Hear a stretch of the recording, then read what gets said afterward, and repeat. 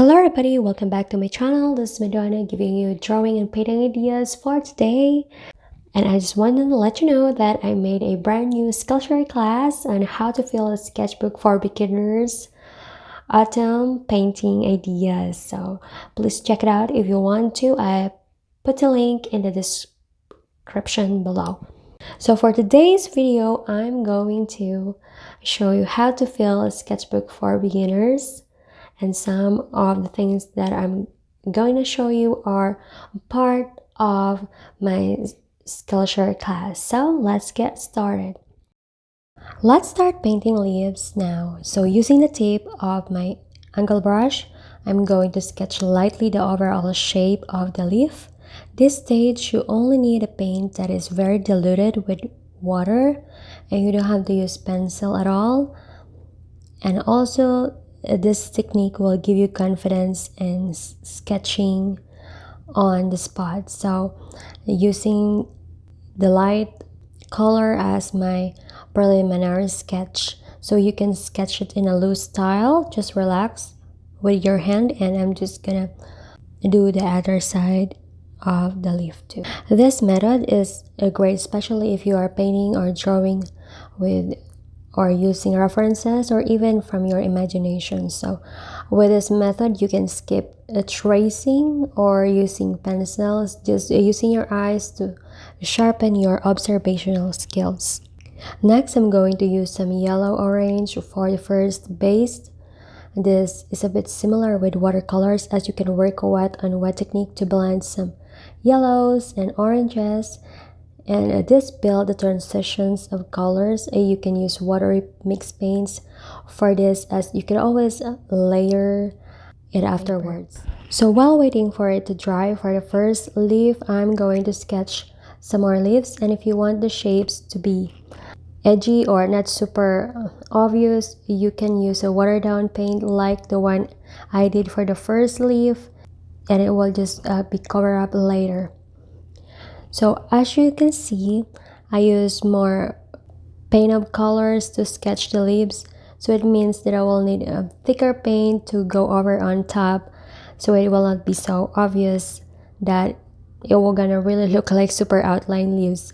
So if, for example, you sketch already dried up quickly, it will take time to reactivate. Or sometimes if you're wetted, there's already some marks of your brushes to it.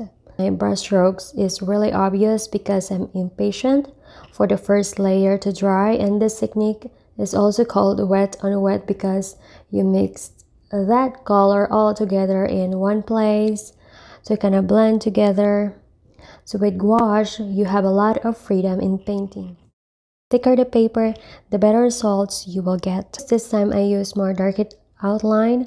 You can use the tip of the brush to shape or outline the ruffles or kind of like the shape of the leaves. And I'll do the same on the other side too. So before it dried up, I quickly pick some colors so that they will blend uniformly together. This is another wet and wet technique which you can apply to, and it's a great way to practice. I use slanting way to follow the form of the shape of the leaves, so this brings more dimensional even though it looks flat. And to make it more dimensional, I painted more veins and more details of the leaf and some darker values to have that a 3D look. So using the tip of the angle brush, this can create smoother textures or like a really dry leaf. For the next example, let's paint a fall landscape. First, I use a tape to tape around the corner of the sketch painting with trees. So I'll start some pretty rough sketch to just put down some ideas that I want to be painting later. So I'm going to start first as the background, and I'm going to be mixing some blues and a little bit of white, or you can also use a watered down white for like the background or the clouds. Now it's time to paint the trees and branches. So if you have a black gouache, you can mix it with browns, and the colors you mix or made for the leaves and the roads, you can use that also for the trees. But really, if you have primary colors like red, yellows, and blues, you can mix it together to make that a very dark color for the trees. So I'm using my angle brush to paint and locate some trees. And because we already have some background, it's easier for the trees to put up than the background of the trees afterwards. At the bottom, and as I go up, you can see the line, it becomes more thinner. So this exercise is really great for painting precision too, and if you have small brushes, feel free to use it. And I'm going to add more layers for the leaves.